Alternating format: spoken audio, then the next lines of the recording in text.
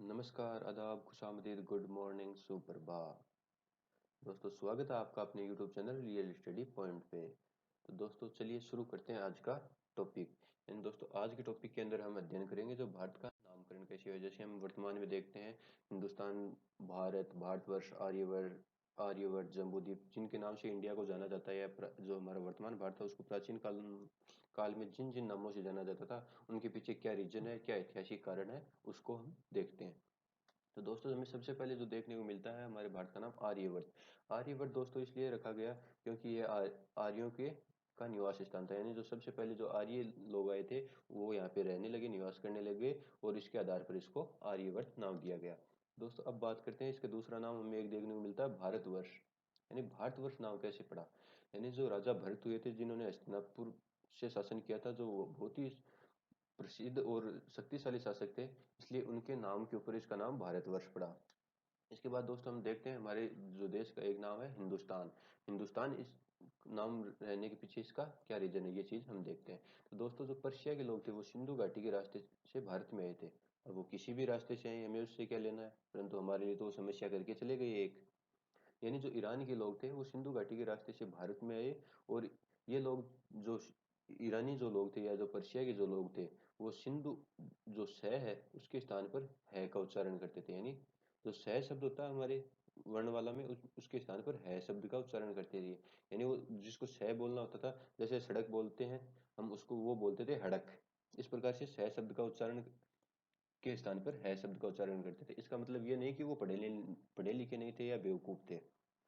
इसका मतलब ये है, इसके पीछे एक लॉजिकल कारण है कि जो हमारी हिंदी लैंग्वेज है, यानी जो भारत की जो लैंग्वेज है, भारत की जो हिंदी भाषा है, वो किसी भी लैंग्वेज को आसानी से एक्सेप्ट कर लेती है। यानी कोई भी लैंग्वेज हो, चाहे अरबी हो, फारसी हो, इंग्लिश हो, उर्दू, कोई भी भाषा हो, उसको जल्दी से जल्दी हम इसको एक्सेप्ट कर लेते हैं और बोलना सीख जाते हैं। परंतु जो हिंदी लैंग्वेज है वो बाकी किसी भी देश में या बाकी किसी भी भाषा से मेल नहीं खाती, और वो इतनी जल्दी इसको अडोप्ट नहीं कर पाते या बोलना नहीं सीख पाते। इसलिए इनके शब्दों में, उच्चारण में ये हमें कंफ्यूज देखने को मिलता है।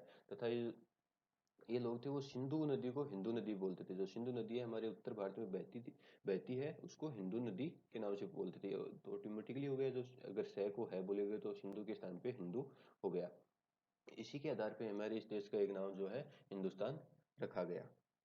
इसके दोस्तों बात करते हैं हमें जम्बू द्वीप की। यानी जो जम्बू द्वीप है हमें देखने को मिलता है कई स्थानों पे जम्बू द्वीप। जम्बू द्वीप का हमें कॉन्सेप्ट यहाँ से मिलता है, जो भारतीय जैसे हिंदू ग्रंथ है जैसे महाभारत, रामायण, इसके अलावा जो बौद्ध साहित्य है, जैन साहित्य है, इन जैन साहित्य, बौद्ध साहित्य में और हिंदू ग्रंथों में इसको जो जम्बू द्वीप के नाम से वर्णित किया गया है, इसलिए हमें इसके एक नाम जम्बूद्वीप भी देखने को मिलता है। इसके बाद दोस्तों हम बात करते हैं जो हमें इंडिया नाम कहाँ से मिला। यानी दोस्तों जो इंडिया शब्द है, इंडिया शब्द की उत्पत्ति हुई इंडोस शब्द से।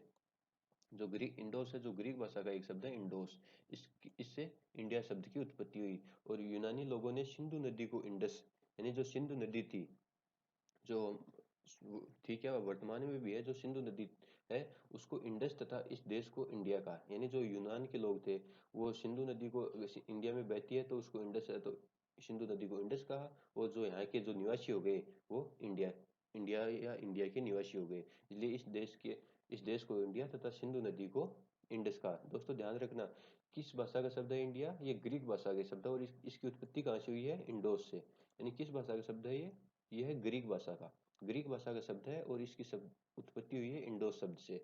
तो दोस्तों अब आगे हम देखते हैं कि इंडिया शब्द के पीछे जो इंडिया है उसके एक प्रसिद्ध व्यक्ति हुए हैं अलेक्जेंडर। वो घूमने के लिए भारत में है, क्योंकि भारत है तो पर्यटक स्थलों में से महत्वपूर्ण स्थान रखता है पूरे विश्व में, इसलिए वो इंडिया में घूमने के लिए है, हमारे जो भारत में घूमने के लिए है। इसलिए उन्होंने है शब्द को हटाकर, जो हिंदू था, हिंदू का है शब्द को हटा दिया और इसके स्थान पे इंदू नाम से संबोधित किया। यानी है के स्थान पर इंदू से, जो हिंदू था उसको इंदू के नाम से संबोधित किया, और बाद में जो परिवर्तित होकर इंडिया हो गया। हम कब हमें भारतवासी हैं, इस चीज का हम कॉन्सेप्ट याद रखते हैं, किसी भी शब्द को कॉपी पेस्ट करके उसको अपग्रेड तुरंत कर देते हैं।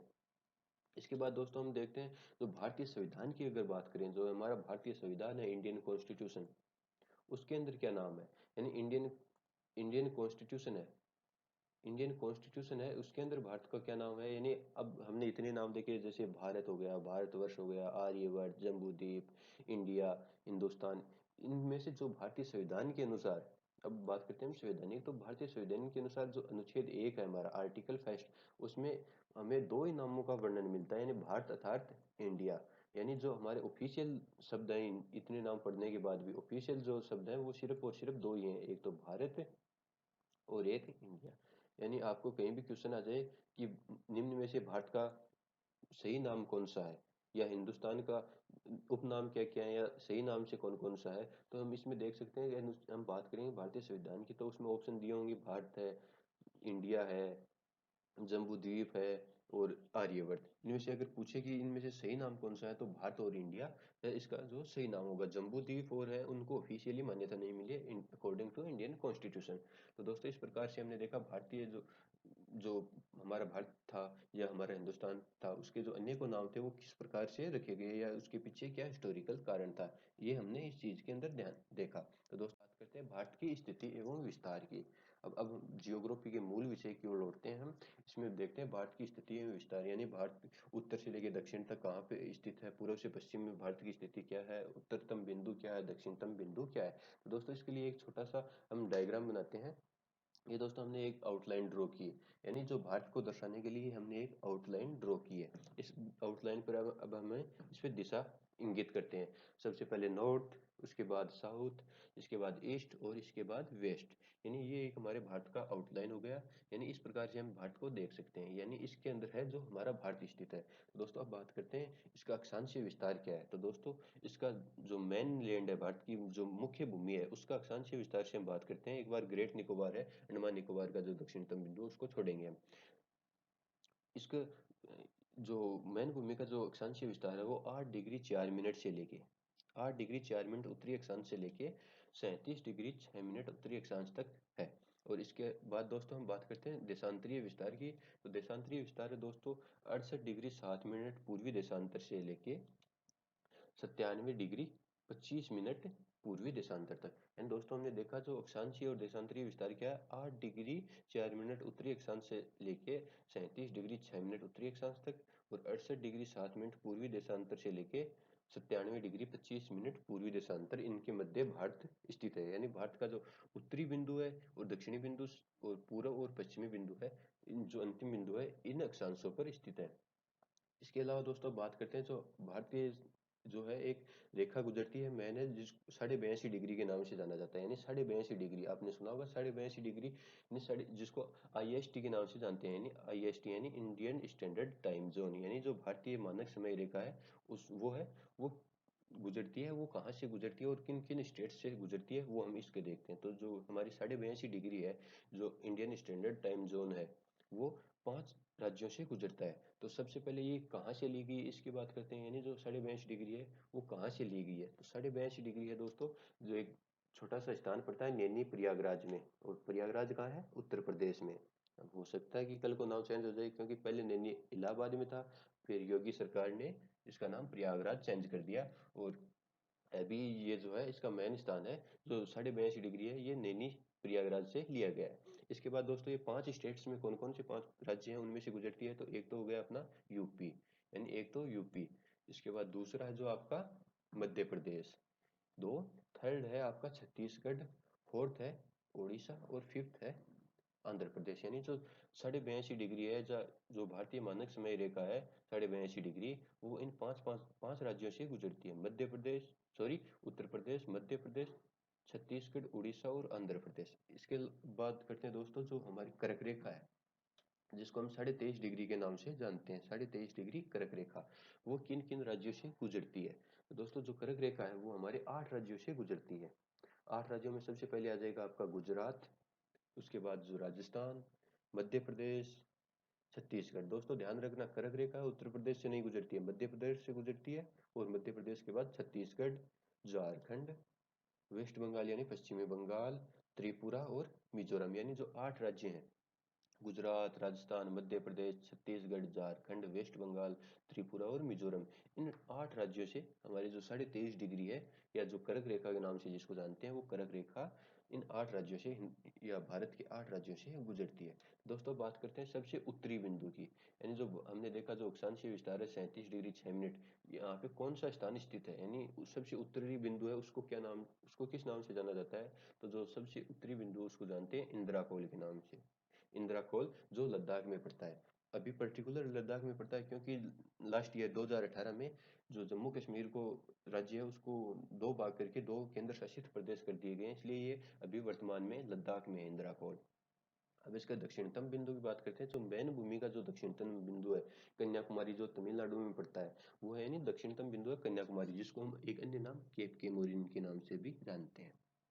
अब दोस्तों बात करते हैं गौर माता गुजरात, यानी जो पश्चिमी जो बिंदु है, यानी भारत का जो पश्चिमी अंतिम बिंदु है वो है गौर माता। गौर माता जो सरक्रीक है, अपना सरक्रीक का क्षेत्र है वहां पे पड़ता है गौर माता, और गौर माता जो है गुजरात में। और दोस्तों पूर्वी जो अंतिम बिंदु है, पूर्वोत्तम अंतिम बिंदु है जो बलांगू किबतू, यानी बलांगू किबतू अरुणाचल प्रदेश, यानी जो किस स्टेट में है, अरुणाचल प्रदेश में बलांगू किबतू, यानी ये थोड़ा अटपटा सा नाम है बलांगू किबतू, अरुणाचल प्रदेश। दोस्तों ये दोनों एक ही नाम है, ये परमानेंट नाम है और ये इसका थोड़ा मेनलैंड का अलग नाम है, यानी जो मेनलैंड है उसको अलग प्रकार से बताया गया, यानी जो एक तो छोटा सा इलाज जैसे गौर माता है, गौर माता है ये नजदीक है सरक्रीक के, सरक्रीक थोड़ा आगे पड़ता है, गौर माता थोड़ा पीछे, यानी जो गौर माता है वो बड़ा स्थान है, इसलिए इसको बोलते हैं हम गौर माता, यानी जो बड़ा स्थान है उसको लिया गया है, यानी बलांगू की बतू, ये दो अलग अलग नाम है बलांगू और की बतू। इसके अलावा दोस्तों हम बात करते हैं भारत के जो पूर्वी जो स्थलीय देशों जो अंतर्राष्ट्रीय सीमा है किस किस राज्य से लगती है और कौन कौन सी अंतर्राष्ट्रीय सीमा इसकी हम बात करते हैं। तो दोस्तों भारत की स्थलीय सीमा की लंबाई, यानी भारत की स्थलीय सीमा कितनी है, अब दोस्तों स्थलीय सीमा कहाँ से कहाँ तक होगी, यहाँ से लेके भारत की स्थलीय सीमा पाकिस्तान, ये अफगानिस्तान, इधर से होते हुए चाइना, नेपाल, भूटान, इधर से म्यांमार, और इधर से होते हुए बांग्लादेश, यानी ये हो गई भारत की स्थलीय सीमा इतनी। तो इसकी लंबाई कितनी है, 15,200 किलोमीटर, 15,200 किलोमीटर है भारत की स्थलीय सीमा, यानी यहाँ से लेके ये आपका यहाँ पे सरकरी गुजरात का हो गया, और यहाँ से लेके ये यहाँ पर एक बंदरगाह है उसका यहाँ तक है जो स्थलीय सीमा की लंबाई है 15,200 किलोमीटर। दोस्तों अब बात करते हैं तटीय सीमा की, यानी जो भारत की तटीय सीमा है, तटीय सीमा यानी यहाँ से लेके सरक्रिक के नीचे से लेके इधर से होते हुए कन्याकुमारी केप के मोरिन होते हुए ये चीज यहाँ से होती है, यहाँ पे एक बंदरगाह गांधी सागर बंदरगाह तक, यहाँ पे गांधी सागर बंदरगाह है, यहाँ तक की जो तटीय सीमा की लंबाई है वो 6100 किलोमीटर है, कितनी है 6100 किलोमीटर, 6100 किलोमीटर, इसकी लंबाई कितनी है दोस्तों 6100 किलोमीटर। और इसके अंदर ही हम जैसे ये अंडमान निकोबार का क्षेत्र और यहाँ से ये अरब सागर, ये और ऐड करते हैं तो इसकी टोटल लंबाई हो जाती है 7,516.6 किलोमीटर, यानी टोटल अगर जैसे हम इसके द्वीपों की लंबाई द्वीपों की तटीय सीमा इसमें ऐड कर देते हैं तो हो जाती है इसकी कुल लंबाई 7,516 किलोमीटर, इसलिए इन टोटल कितनी लंबाई होगी भारत की तटीय स्थलीय सीमा प्लस तटीय सीमा दोनों टोटल कितनी हो गई, टोटल हो गई 22,716.6 किलोमीटर, यानी कुल लंबाई भारत की तटीय सीमा की और स्थलीय सीमा की कुल लंबाई कितनी हो गई 22,716.6 किलोमीटर।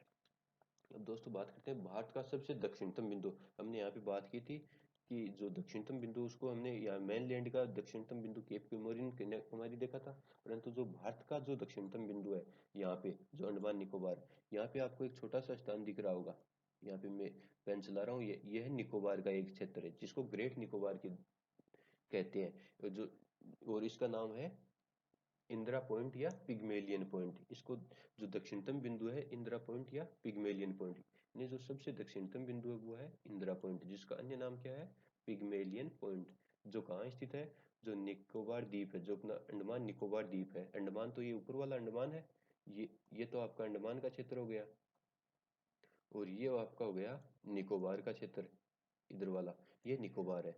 तो ये निकोबार का जो अंतिम द्वीप है जिसको हम ग्रेट निकोबार के नाम से जानते हैं, यानी जो अंतिम बिंदु है ग्रेट निकोबार उसके नाम से जानते हैं, जिसका अक्षांशीय विस्तार हम कहाँ क्या है 6 डिग्री 4 मिनट उत्तरी अक्षांश पर स्थित है। यानी यहाँ से अगर सबसे दक्षिणतम हम बिंदु की बात करें तो वो दक्षिणतम बिंदु है इंदिरा पॉइंट, पिग्मेलियन पॉइंट, जो कहाँ स्थित है, निकोबार द्वीप समूह में। और निकोबार द्वीप समूह में कौन सी द्वीप पर, ग्रेट निकोबार द्वीप पर।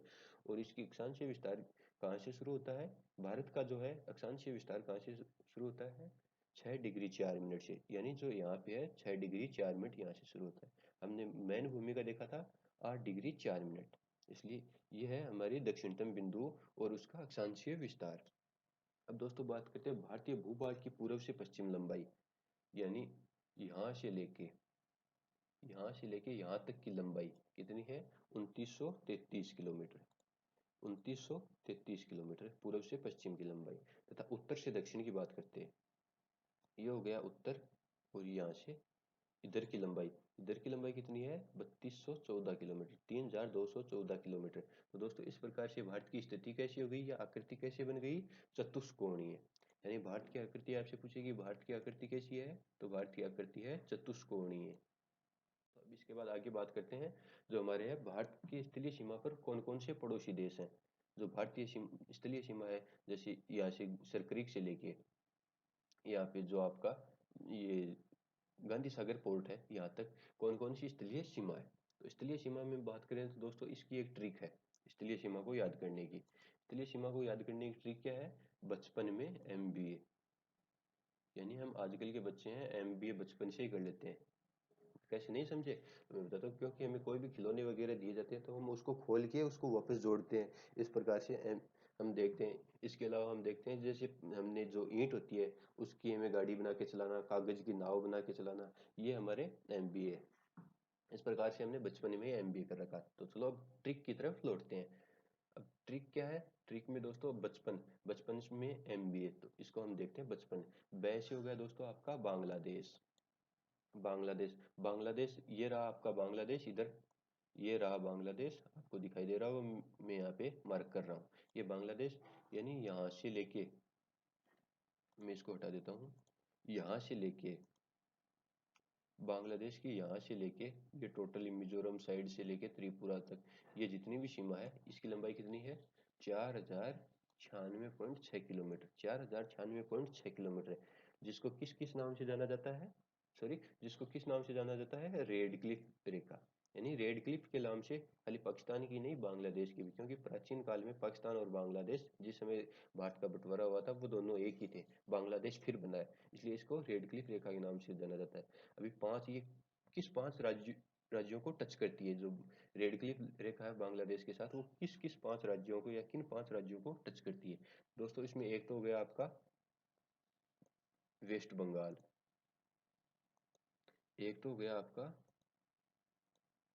मैं मार्क कर देता हूँ, वेस्ट बंगाल यानी पश्चिम बंगाल एक।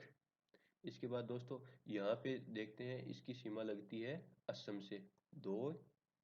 यहाँ पे है आपका मेघालय छोटा सा, तीन मेघालय के साथ, और यहाँ पे त्रिपुरा के साथ, चार, और यहाँ पे मिजोरम। इस प्रकार ये पांच राज्यों से इसकी सीमा लगती है। अब बात करते हैं दोस्तों नेक्स्ट, चय, चय से हो गया चाइना या चीन। चीन के यानी जो भारत की सबसे लंबी जो इंटरनेशनल बाउंड्री बनाता है वो बांग्लादेश के साथ बनाता है भारत। उसकी लंबाई कितनी है, 4096 किलोमीटर। जो उसके बाद दूसरी सबसे लंबी इंटरनेशनल बाउंड्री किसके साथ शेयर करता है भारत, चीन के साथ। चीन के साथ कितनी है, 3488 किलोमीटर, 3488 किलोमीटर। यानी चीन के साथ जो बाउंड्री शेयर होती है हमारे 3488 किलोमीटर, जिसको किस नाम से जाना जाता है, मैकमोहन रेखा। जो पहले 5 स्टेट से गुजरती थी या 5 स्टेट को टच करती थी, परंतु अभी 4+1, 4 स्टेट प्लस एक यूनियन टेरिटरी, यानी 4 राज्य और एक केंद्र शासित प्रदेश को टच करती है। तो दोस्तों 4 राज्य और एक केंद्र शासित प्रदेश कौन कौन से, वो देख लेते हैं। केंद्र शासित प्रदेश एक तो है आपका लद्दाख, यानी जो सबसे ऊपरी ऊपर है वो लद्दाख, यानी सबसे उत्तरीतम बिंदु से लेके है जो लद्दाख में स्थित है वहाँ, उसको टच करती है चीन की बाउंड्री। उसके बाद एक हिमाचल प्रदेश, एक उत्तराखंड, यानी 3 राज्य तो ये, 2 राज्य प्लस एक केंद्र शासित प्रदेश, 3।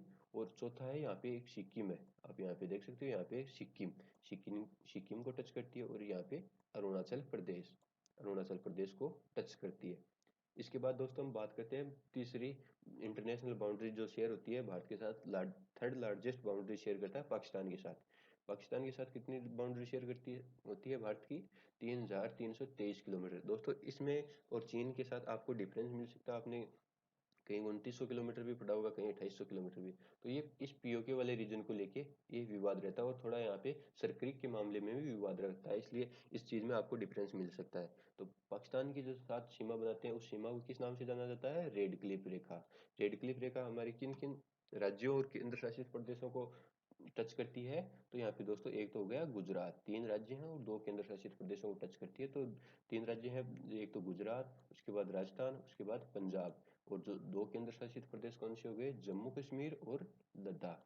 इस प्रकार ये 5 राज्यों को, सॉरी 2 केंद्र शासित प्रदेश और 3 राज्यों को टच करती है। इसके बाद दोस्तों बात करते हैं बचपन में नए नए नए से होता है नेपाल। नेपाल की जो फोर्थ लार्जेस्ट बाउंड्री शेयर करता है इंडिया, वो है 1,751 किलोमीटर, यानी 1,751 किलोमीटर की बाउंड्री शेयर हम नेपाल के साथ करते हैं। और वो कितने स्टेट्स को टच करती है? 5 राज्य, 5 राज्यों को टच करती है। अब नेपाल के को टच करने के लिए कौन कौन से 5 राज्य होंगे? उत्तराखंड, उत्तराखंड, इसके बाद उत्तर प्रदेश, बिहार, वेस्ट बंगाल और सिक्किम, यानी यहाँ पे सिक्किम। यहाँ पे आ गया आपका उत्तराखंड। आप देख सकते हो ये नेपाल है पूरा, व्हाइट वाला। इसके एक तो बाउंड्री ने उत्तराखंड की हो गई, उत्तर प्रदेश की हो गई, यहाँ पे बिहार की टच करती है, और यहाँ पे ये देखो वेस्ट बंगाल, ये इधर से होते हुए इधर वेस्ट बंगाल की टच करती है, और यहाँ पे ऊपर सिक्किम, सिक्किम की टच करती है। तो ये देख सकते हो आप, सिक्किम एक बफर स्टेट का काम करता है। यह बफर जोन, बफर जोन जो वो होता है जो 2 या 3 देशों के मध्य स्थित हो, यानी नेपाल भी एक पूरा बफर स्टेट कंट्री की तरह काम करता है, और हमारा जो सिक्किम है वो बफर स्टेट का काम करता है। तो दोस्तों अब बात करते हैं बचपन, मैं को छोड़ दीजिए। मैं तो किसी की नहीं चली, मैं का मतलब ईगो। ईगो तो दोस्तों किसी का नहीं चला, इसलिए हम ईगो को इग्नोर करते हैं, मैं को, इसको इग्नोर करते हैं बचपन में। बचपन में बचपन हो गया अपना कंप्लीट। अब मैं जैसे जवानी में आते हैं तो जवानी में हमें ईगो आ जाता है, इसको इसलिए हमें ईगो को इग्नोर करना है। अब बात करते हैं एम। जो एम है, एम से मतलब म्यांमार। म्यांमार के साथ जो है हमारी 5वीं सबसे लार्जेस्ट बाउंड्री शेयर होती है, उसकी लंबाई है 1,643 किलोमीटर, यानी 1,643 किलोमीटर। और जो भारत और म्यांमार के बीच जो सीमा है उसको किस नाम से जाना जाता है? Arakan Yoma. दोस्तों एक्चुअल में ये सीमा है, ये एक सीमा नहीं, ये एक पर्वतमाला है, और इसका जो भारत और म्यांमार की सीमा है उसका निर्धारण पर्वतमाला के द्वारा किया गया है, जो हिमालय रेंज की ही एक पर्वतमाला है। उसको अराकान योमा के नाम से जाना जाता है, और ये 4 स्टेट्स से टच करती है, या 4 राज्यों को टच करती है। तो दोस्तों अब देखते हैं 4 राज्य कौन कौन से हैं। एक तो आप इधर देख रहे हो अरुणाचल प्रदेश को टच कर, ये आपका म्यांमार है इधर वाला, ये पूरा म्यांमार है यहाँ से यहाँ तक। इसमें एक तो अरुणाचल प्रदेश हो गया। इसके बाद दोस्तों एक है नागालैंड, यहाँ पे नागालैंड, यहाँ पे मणिपुर, और चौथा मिजोरम। इस प्रकार ये 4 राज्यों को टच करता है म्यांमार की सीमा। इसके बाद दोस्तों हम बात करते हैं भूटान। बी से भूटान हो गया आपका, ये बी से भूटान। भूटान की दोस्तों कितनी है? 699 किलोमीटर, यानी भारत जो भूटान के साथ बाउंड्री शेयर करता है वो है 699 किलोमीटर, यानी अराउंड फिगर में जोड़ें तो 700 किलोमीटर की बाउंड्री हम भूटान के साथ शेयर करते हैं। और कितने राज्यों को टच करते हैं? 4 राज्यों को। अब ये रहा दोस्तों आपका भूटान। ये देखो मैं यहाँ पे कलर चेंज करता हूँ, ये रहा भूटान आपका, ये रहा पूरा भूटान। और कौन कौन से राज्य हो गए? एक तो हो गया आपका सिक्किम, सिक्किम के साथ बाउंड्री टच होती है भूटान की। एक हो गया वेस्ट बंगाल, ये देखो ये वेस्ट बंगाल, वेस्ट बंगाल के साथ। एक असम के साथ, ये रहा आपका असम, यहाँ से बाउंड्री टच होती है। और ये एक है अरुणाचल प्रदेश। इस प्रकार से ये 4 राज्यों के साथ बाउंड्री शेयर करता है भूटान। इसके बाद जो आखिरी हमारा ए से अफगानिस्तान। वैसे दोस्तों हमारी अफगानिस्तान के साथ कोई सीमा नहीं लगती है, परंतु जो हम प्राचीन काल से देखें, यानी पुराने समय से देखें, मैं अभी आपको रीजन बताऊंगा, आप एक बार समझ लीजिए। वो है 106 किलोमीटर की जो है, यहाँ पे आप देख सकते हो ये पूरा अफगानिस्तान है इधर का, ये है आपका अफगानिस्तान, ये आपका अफगानिस्तान है। यहाँ पे थोड़ा कलर चेंज करता हूँ, मैं डार्क कलर लेता हूँ, यानी ये है आपका अफगानिस्तान, ये इधर अफगानिस्तान है। इसकी सीमा देखो, आप यहाँ से देख रहे होंगे, मैं पेन से मार्क कर रहा हूँ, ये देखो, ये यहाँ से यहाँ पे ये लद्दाख में सीमा लगती है, यानी इसकी लंबाई है 106 किलोमीटर, और उसको किस नाम से जाना जाता है? डूरंड रेखा के नाम से।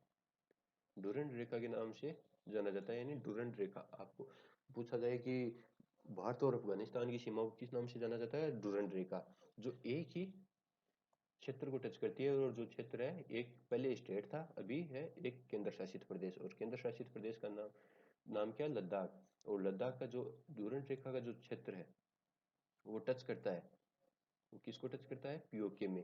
इन जो हमारी जो डूरंड रेखा है, जो अफगानिस्तान की सीमा लगती है, वो लगती है पीओके में, पाक ऑक्यूपाइड कश्मीर। तो दोस्तों आपको पता होगा, ये जो एरिया है, ये जो इधर से इतना एरिया है, ये आता है पाक ऑक्यूपाइड कश्मीर, या जिसको हम पीओके के नाम से जानते हैं। इसलिए हम ऑफिशियली तरीके से देखें तो आज वर्तमान में हमारे पास कोई अफगानिस्तान की सीमा नहीं लगती है। भारत और अफगानिस्तान की कोई सीमा नहीं है, क्योंकि यहाँ पे जो सीमा लगती है वो पाक ऑक्यूपाइड कश्मीर में है, यानी उसको पाकिस्तान ने कब्जा कर रखा है, इसलिए हमारी सीमा नहीं लगती। अगर आपको एग्जाम में क्वेश्चन आ जाए कि डूरंड रेखा सीमा बनाती है, और अगर उसमें ऑप्शन है भारत या पाकिस्तान, भारत या अफगानिस्तान, भारत या नेपाल, भारत या भूटान, तो दोस्तों इसमें से आपका जो सबसे सही आंसर होगा वो है भारत और, सॉरी, अफगानिस्तान और पाकिस्तान, क्योंकि जो मैन डूरंड रेखा है वो सीमा बनाती है अफगानिस्तान और पाकिस्तान के साथ, क्योंकि भारत के साथ अभी वर्तमान में पीओके में है, तो इसलिए भारत में वर्तमान में कोई सीमा नहीं बनाती है। तो दोस्तों इस प्रकार से हमने देखा, जो सीमा पर पड़ोसी देश थे, उनका क्या क्या नाम था, कौन कौन, उसकी ट्रिक क्या थी, कि कौन सा देश कितनी सीमा बनाता है, और कितने राज्यों को उसकी सीमा टच करती है। तो सबसे दोस्तों सबसे ज्यादा किस राज्य, सॉरी, किस देश की जो सीमा है वो भारत को लगती है? बांग्लादेश की। कितनी सीमा लगती है? 4096 किलोमीटर। उसके बाद चाइना, उसके बाद पाकिस्तान, और सबसे कम अफगानिस्तान, या फिर अफगानिस्तान को अगर छोड़ दें तो फिर लगती है भूटान की। तो दोस्तों इस प्रकार से हमने स्थलीय सीमा के पड़ोसी देशों को देखा। तो दोस्तों अब बात करते हैं भारत की जो जल समुद्री सीमा से लगे देश, यानी जो भारत की जो है, अभी तो ऊपर ऊपर की बात हुई है, अभी तो हम बात कर रहे थे खाली यहाँ से लेके इस एरिया की, इस एरिया की यहाँ तक की। अब जो जलीय सीमा है, तो भारत की जलीय सीमा भी है। वो जलीय सीमा किन किन देशों से लगती है, ये देखिए, यहाँ से जलीय सीमा है, वो किन किन देशों के साथ लगती है, ये चीज़ हम देखते हैं। तो दोस्तों सबसे जो है 7 देशों के साथ, 7 देशों के साथ हमारी जलीय सीमा लगती है। उसमें एक पाकिस्तान, यहाँ से देखो गुजरात, पाकिस्तान सरक्रीक वाला मामला भी रोज इश्यू बना रहता है। सरक्रीक हो गया, पाकिस्तान हो गया। इसके बाद बांग्लादेश, बांग्लादेश के साथ सीमा लगती है हमारी। म्यांमार, म्यांमार के साथ भी जलीय सीमा लगती है। Thailand, Indonesia. दोस्तों थाईलैंड है, ये इधर वाला इलाका है थाईलैंड वाला। तो थाईलैंड और इंडोनेशिया, ये दोस्तों इलाका है थाईलैंड और इंडोनेशिया का, जिसके अंडमान निकोबार की निकटतम है, इसलिए अंडमान निकोबार से इसकी हमारी स्थलीय सीमा लगती है। इसकी दोस्तों बात करें श्रीलंका, दोस्तों श्रीलंका के साथ हमारी स्थलीय, सॉरी, जलीय सीमा लगती है। और इधर है आपका मालदीव, लक्षद्वीप के पास में इधर है आपका मालदीव, मालदीव की सीमा भी भारत को लगती है। दोस्तों अब देखते हैं सिर्फ समुद्री सीमा से लगे पड़ोसी देश, यानी जो केवल और केवल समुद्री सीमा से लगते हैं, कौन से पड़ोसी देश हैं? यानी 4 ही देश हैं जो हमारी समुद्री सीमा के पड़ोसी देश हैं, यानी निकटतम, सबसे निकट है। श्रीलंका, मालदीव, थाईलैंड, इधर आपका थाईलैंड हो गया, और ये जो इंडोनेशिया है, वो इधर आपका इंडोनेशिया हो गया। अब दोस्तों बात करते हैं सिर्फ स्थलीय सीमा से लगे पड़ोसी देश। अब कुछ कुछ ये जो पड़ोसी देश हैं, वो तो कुछ जो है जैसे पाकिस्तान वगैरह, बांग्लादेश वगैरह स्थलीय और जलीय दोनों सीमाएं बनाते हैं, परंतु जो है केवल 4 देश ऐसे हैं जो केवल और केवल इंटरनेशनल बाउंड्री है वो हमारे साथ बनाते हैं, जो स्थलीय इंटरनेशनल बाउंड्री है वो बनाते हैं। उसमें कौन सा? अफगानिस्तान, चाइना, नेपाल और भूटान। ये आपका पाकिस्तान तो यहाँ पे जलीय सीमा बनाता ही है, इसलिए ये कट हो गया। ये अफगानिस्तान का कुछ हिस्सा हमारे साथ बाउंड्री बनाता है, ये चाइना का, उसके बाद नेपाल और भूटान का। ये 4 ही राज्य हैं, सॉरी 4 ही देश हैं जिनके साथ हमारी स्थलीय सीमा लगती है। दोस्तों बात करते हैं स्थल व समुद्री सीमा दोनों लगने वाले, यानी स्थल और जलीय, यानी दोनों सीमा किस किस देश के साथ लगती है। तो दोस्तों ऐसे 3 ही देश हैं जिसके साथ हमारे हम हैं जो स्थलीय और जलीय दोनों सीमा बनाते हैं। वो एक तो पाकिस्तान, ये आपका पाकिस्तान हो गया, बांग्लादेश, यहाँ पे आपका बांग्लादेश हो गया, इधर से हम जलीय और स्थलीय दोनों सीमा बनाते हैं। और म्यांमार, म्यांमार के साथ भी जलीय और स्थलीय सीमा दोनों बनाते हैं। तो दोस्तों इस प्रकार से हमने देखा भारत का प्राचीन नामकरण किस प्रकार क्या था, और जो भारत का प्राचीन नाम के बाद उसकी भौगोलिक स्थिति यानी भारत की भौगोलिक स्थिति क्या थी। तो दोस्तों इस प्रकार से आज का ये वीडियो यहीं पे कंप्लीट होता है। तो दोस्तों मिलते हैं नेक्स्ट वीडियो में, जिसके अंदर हम भारत के बारे में आगे और अध्ययन करेंगे। तो दोस्तों चलिए गुड बाय, मिलते हैं नेक्स्ट वीडियो में। Tata good bye.